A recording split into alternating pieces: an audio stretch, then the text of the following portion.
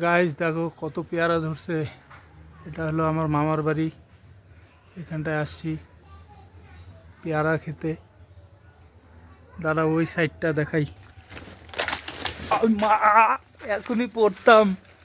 কি অবস্থা, এখান থেকে ছিললাম। হ্যাঁ, ভালো হবে না পাইঞ্চা হবে জানি না।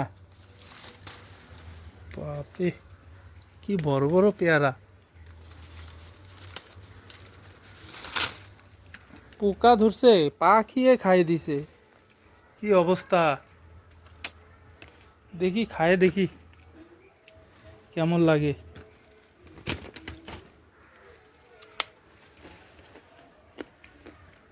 সেই স্বাদ। তোরা তো খাবি না, আমি খাই দেখলাম, সেই লাগতেছে।